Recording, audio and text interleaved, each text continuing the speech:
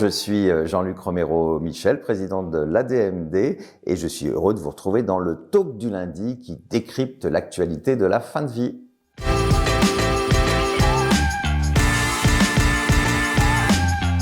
En ce qui me concerne, eh bien une actualité un peu chargée pour l'ADMD, et c'est un plaisir aujourd'hui où la situation de la Covid est quand même un peu meilleure, même si évidemment on pense à toutes celles, parce que chaque jour encore il y a des personnes qui s'infectent, il y a encore chaque jour des personnes qui en meurent, donc il ne faut évidemment pas l'oublier, mais la situation est quand même meilleure et on a pu reprendre nos déplacements. Et j'ai eu la chance d'être il y a maintenant une dizaine de jours à La Réunion avec notre déléguée Jocelyne, que je voudrais encore vraiment remercier pour l'organisation remarquable de mon passage à La Réunion, qui a été, croyez-moi, très rentabilisé. Nombre de télé, de radios, de débats même sur les radios. Je pense à la radio Freedom avec vous, avec évidemment les Réunionnaises et les Réunionnais. Une réunion où nous avons pu nous retrouver, et puis des rencontres avec des parlementaires. D'ailleurs, même encore cet après-midi, je rencontrerai là à Paris un député que je n'ai pas pu voir à La Réunion. Donc un déplacement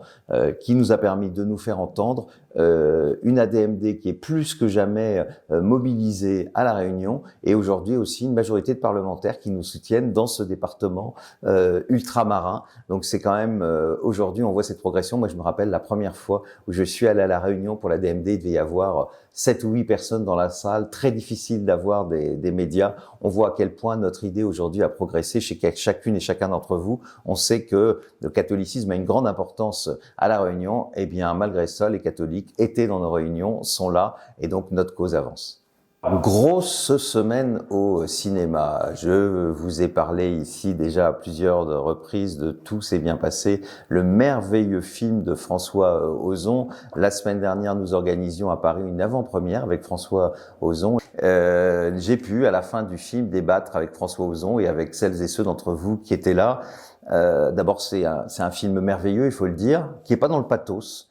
Ça, c'est aussi important de le rappeler, qui raconte une histoire vraie. Et je vais pas évidemment tout vous raconter ici parce qu'il faut que vous alliez voir ce film. Mais ce que je peux vous dire, c'est que au-delà de cette cause que nous défendons, au-delà du fait qu'on soit obligé de fuir à l'étranger pour mourir, c'est aussi plein d'humour. Et en fait, c'est plein de vie. Donc, je ne peux que vous conseiller d'aller voir ce film. D'ailleurs, outre cette avant-première à laquelle j'ai participé mardi, vendredi, j'étais avec notre ami Rémi Marchand dans la Sarthe, au Mans, où vous étiez nombreuses et nombreux à être venus voir une autre avant-première, comme l'ADMD en fait dans toute la France. Donc regardez dans vos délégations, il y a le nombre, en tout cas, ou d'avant-premières, ou en tout cas de films qui seront diffusés avec ensuite un débat.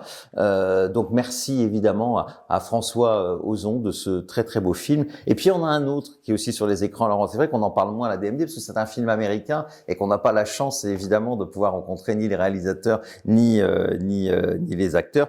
J'ai oublié de vous dire, mais vous le savez, hein, dans Les Bien Passés, c'est Sophie Marceau et André Dussolier qui sont tous les deux formidables dedans. C'est le film Supernova avec Colin Firth.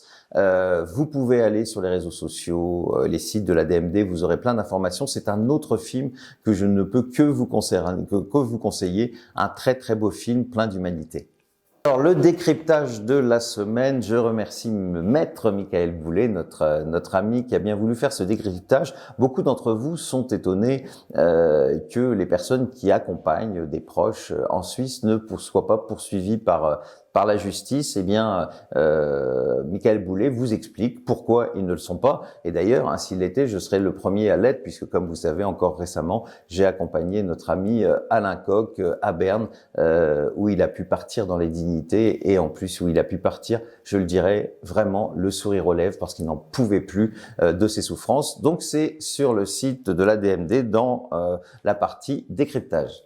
Hier, je vous disais que en ce moment, j'étais de nouveau beaucoup sur les routes. J'étais pour la journée à Genève avec certaines associations européennes. C'était à l'initiative d'Exit Italie avec Erika Prexig de Life Circle qui accompagne beaucoup d'entre nous en Suisse, comme vous le savez, avec son association qui prend beaucoup de risques pour nous aider, et avec nos amis espagnols de DMD Catalunya, Gloria et Isabelle. Et c'était l'occasion l'occasion pour nous un peu de faire le point, de voir comment on peut plus s'aider. Vous savez, l'Italie va avoir un référendum. Comment nous, Français, qui avons une association qui est plus puissante que l'association italienne, vous imaginez comme c'est difficile en Italie. Et puis comment les autres, ceux qui ont déjà des lois, ceux qui ont le suicide assisté, comme la Suisse, ou maintenant l'Espagne, peuvent aider la France à avoir cette loi. Donc des moments importants qui seront traduits prochainement dans d'autres rencontres pour tisser beaucoup plus de solidarité entre les associations européennes qui se battent toutes pour la même chose, c'est-à-dire le droit de pouvoir choisir sa fin de vie. Bon, et évidemment, dans le monde, ça continue à avancer. On a l'impression qu'on va être les derniers à avancer. Maintenant, c'est encore au tour de l'Australie, puisque désormais, 5 des 6 États australiens ont enfin le droit de mourir dans la dignité. Le dernier État en date, c'est le Queensland. Eh bien, on les félicite. On espère que bientôt le 6e État australien va en faire de même, et on aura un nouveau pays qui légalise l'euthanasie. En attendant, évidemment, la France. Alors comme toujours, j'attends vos réactions sur les réseaux sociaux. N'oubliez pas le hashtag le talk du lundi, et on se retrouve la semaine prochaine. Je vous souhaite une excellente semaine, plein de soleil dans votre cœur surtout, et donc à lundi 13h.